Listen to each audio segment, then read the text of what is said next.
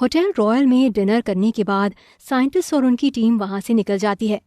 अंजना भावेश की तारीफ करती है। अरे वाह भावेश, तुम्हारे तो सब फैन हुए जा रहे हैं। ऐसा न हो कि एक दिन तुम पूरी दुनिया को अपने काबू में कर लो। भावेश इस बात पर हंसने लगता है और कहता है, ऐसा तो मैं नहीं चाहता, मैं बस लोगों को खाना खिलाना चाहता हूँ। फिर अंजना भावेश के पास आती है और उसे एक छोटा सा गिफ्ट देती है। भावेश वो गिफ्ट देखकर सरप्राइज हो जाता है और पूछता है, आप मुझे गिफ्ट क्यों दे रही हैं? अंजना खुशी से कहती है, तुमने आज काफी इम्पोर्टेंट मैच जीता है, तो उसके लिए तुम्हें कांग्रेचुलेशंस और साथ में छोटा सा गिफ्ट। अब इसे खोल कर देखो। भावेश वो गिफ्ट खोलता है। तभी अंजना कहती है, एक मिनट, मैं इस पल को कैमरे में कैद करना चाहती हूँ। फिर अंजना अपने फोन का कैमरा ऑन करती है और फिर भावेश वो गिफ्ट खोलकर देखता है।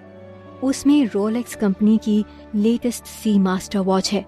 भावेश उस एक्सपेंसिव वॉच को देखकर हैरान हो जाता है और कहता है, क्या रोलेक्स, आप मुझे इतनी महंगी वॉच क्यों गिफ्ट कर रही हैं? अंजना भावेश से कहती है, क्योंकि मेरा मन है इसलिए। Thank you very much. Bhavesh Anjana का शुक्रिया करता है और फिर कहता है, क्या मैं जा सकता हूँ? आज मैं थोड़ा थका हुआ हूँ। अंजना तुरंत ही कहती है, श्योर, तुम जाकर रेस्ट करो। जब तुम्हें बेटर लगे आराम से होटल आ जाना।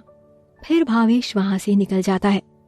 भावेश बाहर आकर जैसे ही अपनी कार में बैठता है तो उसके फोन पर एक मैसेज आता है। ये नीलेश का मैसेज था जो भावेश को लाइब्रेरी में मिला था और उसने उस मैसेज के जरिए भावेश को आधे घंटे बाद अपने घर आने के लिए बोला है। भावेश को इस पल का बेसब्री से इंतजार था और वो तुरंत ही उसके घर के लिए निकल जाता है। कुछ पल बाद भावेश नीलेश के घर आ जाता है। नीलेश के घर की सारी लाइट्स बंद हैं। घर में एकदम अंधेरा मचा हुआ है। भावेश ये सब देखकर पहले तो काफी हैरान होता है और फिर सोचता है, घर की लाइट बंद है, क्या यही एड्रेस है ना? भावेश एक बार और चेक करता है पर एड्रेस सही है और फिर अंदर की ओर बढ़ने लगता है। भावेश को लग रहा था कि शायद नीलेश ने जानबूझकर सारी लाइट बंद कर रखी है जिससे किसी को पता न चले। फिर भावेश बेल बजाता है पर कोई भी दरवाजा नहीं खोलता। भावेश 2-3 बार बेल बजाता है पर फिर भी कोई दरवाजा नहीं खोलता। फिर भावेश जैसे ही दरवाजे पर खटखटाता है तो दरवाजा अपने आप ही खुल जाता है। उसे अचरज होता है कि दरवाजा खुला ही है। भावेश बड़ी सावधानी से अंदर बढ़ने लगता है। उसका पैर एक कांच की आधी टूटी हुई डॉल पर पड़ता है और पैर पड़ते ही वो पूरी तरह टूट जाती है। ये देखकर भावेश दंग रह जाता है और फिर वो संभलते हुए अंदर की ओर बढ़ने लगता है। वो जैसे जैसे अंदर जाता है कई चीजें उसके पैर से टकराती हैं। उसे समझ नहीं आता कि ये क्या हो रहा है। फिर भावेश नीलेश को आवाज लगाता है, नीलेश, नीलेश। पर नीलेश का कोई जवाब नहीं आता। भावेश बहुत हैरान है और सोचता है, आखिर नीलेश मुझे बुलाकर कहाँ गायब हो गए हैं? फिर भावेश अपने फोन की टॉर्च जलाकर चारों ओर देखता है तो सारा सामान फैला हुआ है। चीजें जमीन पर पड़ी हुई हैं। वहां की हालत देखकर ऐसा लग रहा था जैसे कि वहां किसी के साथ हाथापाई हुई हो। भावेश ये सब देखकर शॉक्ड है। वो नीलेश के फोन पर फोन लगाता है पर नीलेश का फोन बंद आ रहा है। भावेश उस घर के चारों ओर देखता है पर उसे कुछ भी नहीं मिलता। भावेश समझ जाता है कि पक्के में नीलेश किसी खतरे में है पर उसे ये समझ नहीं आता कि वो नीलेश की कैसे मदद करे।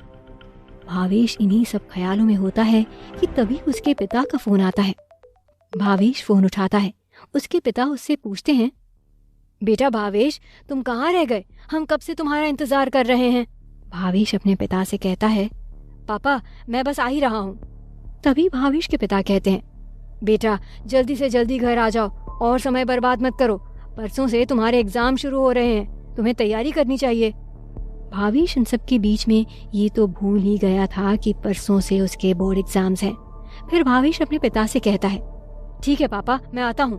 भावेश एक बार और चारों ओर नजर घुमाकर देखता है पर उसे समझ नहीं आता कि वो क्या करे और फिर वो वहां से निकल जाता है। भावेश फिर कार से घर की ओर वापस आने लगता है। तभी रास्ते में वो इंस्पेक्टर सूर्य कुमार को फोन करता है। इंस्पेक्टर सूर्य कुमार तुरंत ही फोन उठा लेते हैं और कहते हैं, तुम्हें कुछ पता चला? भावेश उन्हें बताता है, मैं जिस शख्स से मिलने आया था उसका नाम नीलेश है। उसने मुझे लेटर दिया था कि उसके पास मेरे सवालों के जवाब हैं। पर आज जब मैं उसके घर उससे मिलने आया तो वहाँ से वो गायब है और उसके घर में सारी चीज़ें टूटी हुई हैं। मुझे डर है कि कहीं उसकी जान खतरे में ना हो। क्या आप नीलेश को ढूंढ सकते हैं? इंस्पेक्टर तुरंत ही कहते हैं। तुम मुझे एड्रेस भेज दो, मैं देखता हूँ। भावेश कहता है, ठीक है सर, मैं आपको एड्रेस भेज देता हूँ। और कुछ दिन मैं आपकी कोई मदद नहीं कर पाऊंगा क्योंकि मेरे फाइनल 12th बोर्ड एग्जाम शुरू हो रहे हैं। भावेश ये कहने के बाद फोन काट देता है और घर की ओर चला जाता है। अगले दिन भावेश अपने बोर्ड एग्जाम्स की तैयारी करता है। वैसे तो उसे पढ़ने की ज्यादा जरूरत नहीं है, फिर भी वो सारी कोर्स की बुक्स को डीकंस्ट्रक्ट करके अपने दिमाग में इंटीग्रेट करता है। इसके बाद भावेश फिर संजना को कांटेक्ट करने की कोशिश करता है। वो जानना चाहता था कि संजना एग्जाम की तैयारियां कर रही है या नहीं, क्या उसे किसी मदद की जरूरत है या नहीं। भावेश फिर संजना को कई बार फोन लगाता है, पर अभी भी संजना का फोन ऑफ ही आ रहा है। भावेश संजना को अपने हैकिंग मेथड से ट्रैक करने की कोशिश करता है कि आखिर संजना है कहाँ, पर भावेश को कोई सुराग नहीं मिल पाता। संजना की लास्ट लोकेशन उसके घर की थी जो कुछ दिन पहले की है। भावेश किसी भी तरह बस एक बार संजना से बात करना चाह रहा था, पर वो भी मुमकिन नहीं हो पाया। तभी भावेश के पिता भावेश के कमरे में आते हैं और उससे पूछते हैं, बेटा कैसी चल रही है एग्जाम की तैयारी? भावेश खुशी से अपने पिता को बताता है, पापा तैयारी हो चुकी है और मैं एग्जाम के लिए पूरी तरह रेडी हूँ।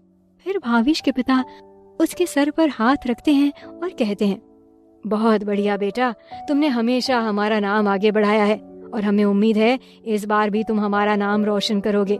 हमारा आशीर्वाद सदा तुम्हारे साथ है। भावेश को अपने पिता की ये सब बातें सुनकर बहुत अच्छा लगता है। फिर उसके पिता कहते हैं, बेटा अब तुम थोड़ा आराम कर लो क्योंकि कल बहुत ही खास दिन है। भावेश हाँ में सर हिलाता है और फिर रघुनाथ जी कमरे से बाहर चले जाते हैं। फिर वो अपने बेड पर लेट जाता है। उसके दिमाग में एग्जाम से रिलेटेड नहीं, वायरस सिस्टम से रिलेटेड सवाल घूम रहे हैं और वो सोचते सोचते सो जाता है। अगला दिन शुरू होता है। आखिरकार वो दिन आ ही गया जिस दिन का भावेश को और बाकी के स्टूडेंट्स को काफी इंतजार था। आज से भावेश के फाइनल बोर्ड एग्जाम्स शुरू होने वाले हैं। भावेश सोकर उठता है और घड़ी में टाइम देखता है तो उसे पता चलता है कि वो एग्जाम के लिए लेट है। वो 1 घंटा देर से उठा है। भावेश तुरंत ही जल्दी जल्दी तैयार होने लगता है। तैयार होकर और अपनी एग्जाम किट लेकर कमरे से बाहर निकलता है। बाहर भावेश की माँ आरती की थाली लिए अपने बेटे का इंतजार कर रही हैं और भावेश को देखते ही वो उसकी आरती उतारती हैं। हे भगवान, मेरे बेटे की मदद करना जिससे वो आज एग्जाम में बहुत अच्छा कर पाए। फिर भावेश अपनी माँ का आशीर्वाद लेता है और फिर पिता का भी आशीर्वाद लेता है और फिर बाहर की ओर जाने लगता है। तभी भावेश की माँ कहती है, अरे बेटा नाश्ता तो करते जाओ। भावेश फिर टेबल से 2 ब्रेड उठा लेता है और फिर तेजी से बाहर की ओर भागता है। भावेश जल्दी से अपनी कार में बैठता है और कार को तेजी से दौड़ाकर अपने स्कूल पहुंच जाता है।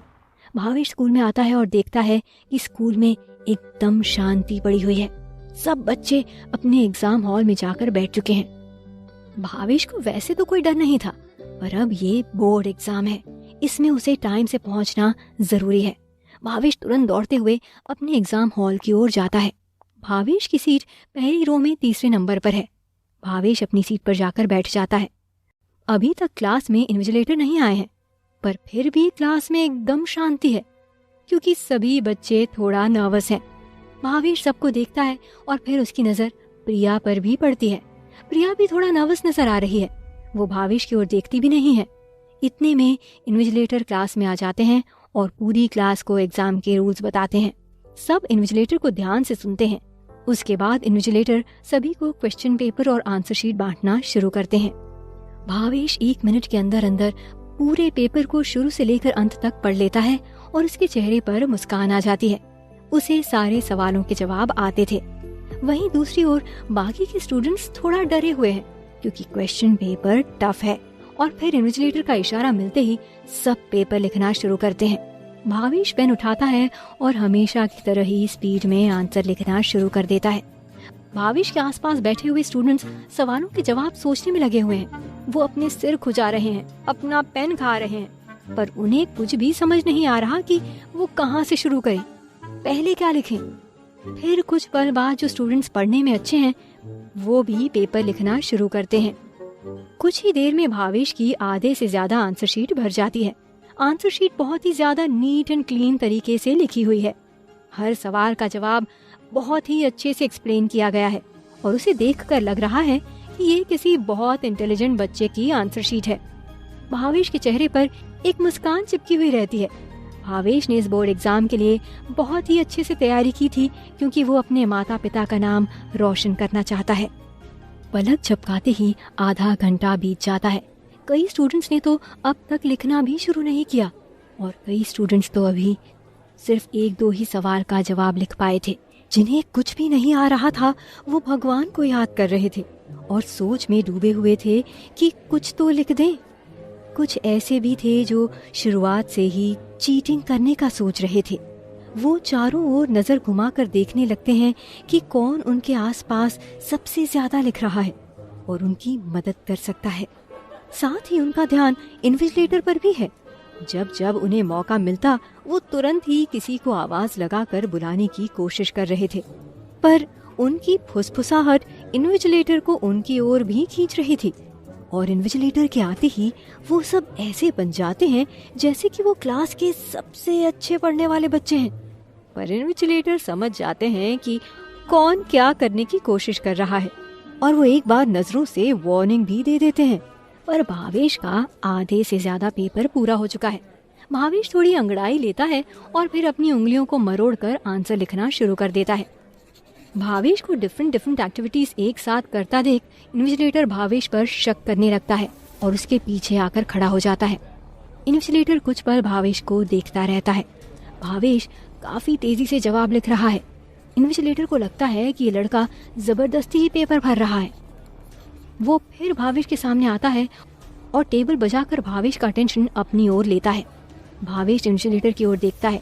इन्विजिलेटर भावेश को घूर रहा है।